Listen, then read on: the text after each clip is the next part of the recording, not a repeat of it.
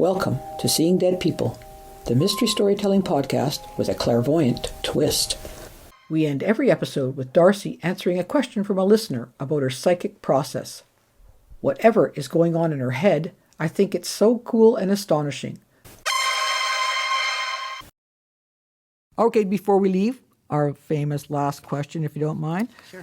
So this one is quite a probing query from Phil. He wants to know if you ever use props like those used in all these television shows, temperature gauges and flickering lights and infrared lighting, all supposedly to show us that there are spirits about. No. I didn't think so. I have gone, though, to a psychic night where they used the voice box. Right. Okay. And so the voice box is technically like a radio, but tuned at a higher level for voices to get through. Okay. And I went to one, there was nothing. It was a dud night. Then I went to the second one. And I have to say, I wasn't really believing this voice box thing was legit. Mm-hmm. And didn't a voice come through and actually say two names? Oh, really? And I actually recognized the names. Oh, really? And the reason I recognize it is the one was my brother Jim. It said James, and I think the other guy's name is Ray. Okay. And if I hadn't just found my niece, because my dad had a son with another lady. Oh, okay. And he went off, grew up, and his daughter contacted me. Okay. And if I hadn't just found her, seen the picture of her dad and knew that it was my brother, I would have, someone else is playing a trick. Right. But that night I actually did hear two names on the voice box that connected me to the spirit that was dead. And all I did was go, well, suffer, Dad, I found your son. But explain to me more what the box is supposed to have done. You when you say psychic night, you're supposed to go, you're being the psychic on the night, or there's a bunch of psychics there? No, there's a bunch of people. Oh, okay. They don't have to be psychic to go. Okay. And there were two ladies who are psychic mediums. Okay. And they controlled the box, but they'd allowed it to go around the room and you could ask a question. Okay. Well, I wasn't asking a question because I just wanted to hear if someone would come through. Right. And that message came through, tell them I'm sorry. And it's like, well, do it yourself, buddy. But the thing is, it was interesting. A lot of times it's not clear. And I don't think devices help us prove one way or the other. I think that because I believe in myself, to me, that's my proof. And if you don't believe in me, then don't come talk to me. Right, yeah. And so when I'm doing a reading for someone, okay, so I'll give a really good example. I'll give it to you.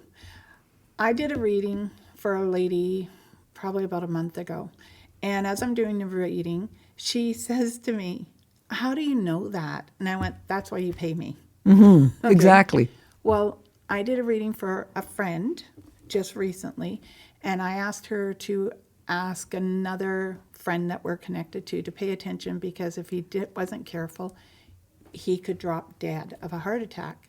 Okay. And I said, but it could be in the family. I'm not 100% sure, but because I care about the other guy, I said, please ask him to be careful. She sent me an email, or IM last night. I'd just gone to bed, didn't look at it till this morning. It wasn't him. His older brother dropped dead on a walk. Oh, of a heart attack. Of a heart attack. Oh. And I went, oh my God, I'm so sorry. And she said, but you called it. Yeah. Wow. And so it's like, wow. And I said, but still tell my friend to be careful because he's of that family. Obviously, yeah.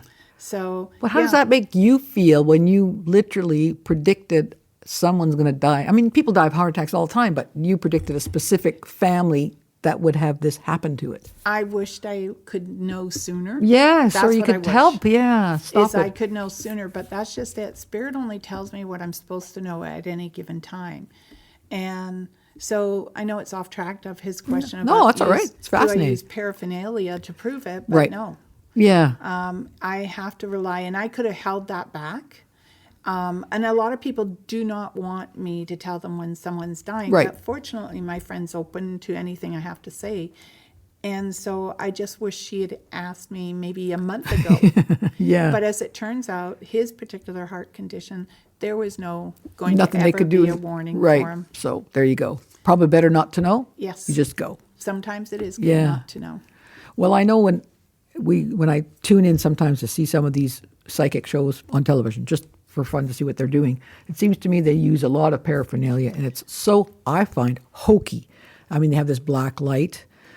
They're using these little temperature gauges and stuff, and I think, my God, when I talk to Darcy, she just comes up with this stuff naturally from either the words or the photographs. You're not using other things to come up with an idea. And there's like, so a light flashes, big deal. You just told me rat-a-tat-tat. I mean, that's a whole lot more specific than a light flashing and there might be a spirit in the room. But I wonder if because I've watched a couple of them, Mm-hmm. and some of them, I think what they're trying to do is debunk Okay. the image You or think? idea. Okay. But I remember watching one, and it's a screen, and they put out cameras, and all of a sudden there was a stick person on it, just the way I would have drew it. Mm-hmm. And I went to it was on, it's a vessel, it's a war vessel, and it's in Toronto. And I was watching it, and I said to my daughter, I want to go there. I want to see if I can feel it. Feel it? Yeah, I want to see if I can feel that ghost. Ah. Like I do when I look at pictures. I get an emotion. Yeah, right. I know you do. You have a real reaction. And when I walk into a place that's haunted, I normally if it's really bad, I like, yeah, okay, I'm good. I'll walk out again. But if I have to go through things so I can find the energy, and that's that cold energy that you walk through. Mm-hmm. So I really want to go and have a look at this vessel. It just Sounds come like on. you've got so many places you should be going to explore them, experience them. It's amazing. Well, if anyone really wants to explore ghosts, they have to go to England.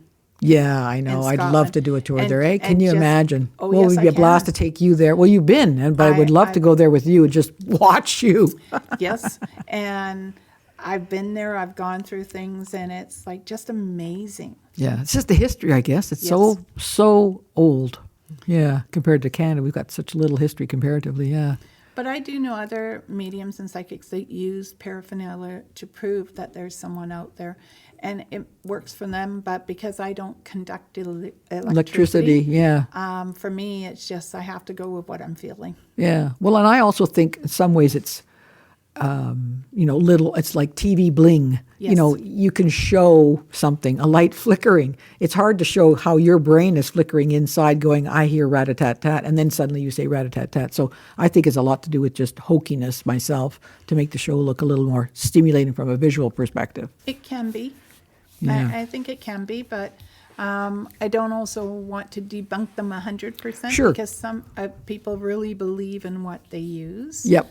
And I think that's where you have to maybe instead of saying, do you use paraphernalia, it's do you believe in yourself? Yeah. Good way of putting it. Absolutely. So, Yeah, I like that.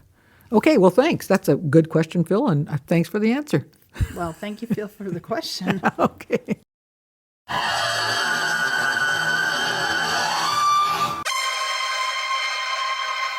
We hope you've enjoyed listening to Seeing Dead People. Whatever's going on in Darcy's head, I think is so cool and astonishing. We'd love to hear from you with questions for Darcy about her psychic process or suggestions for other mystifying situations you would like us to investigate. So please, shoot us an email to info@radiosidney.ca with Seeing Dead People in the subject line.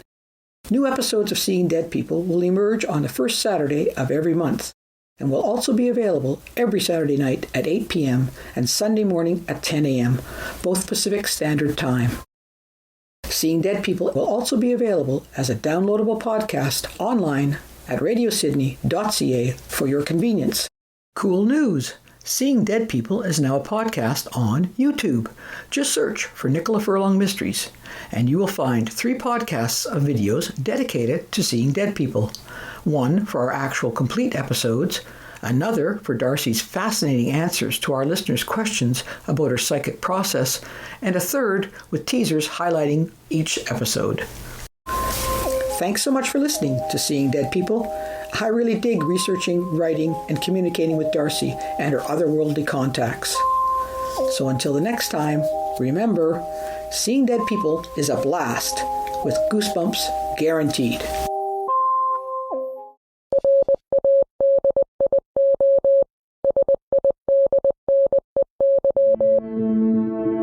This has been a program of Radio Sydney.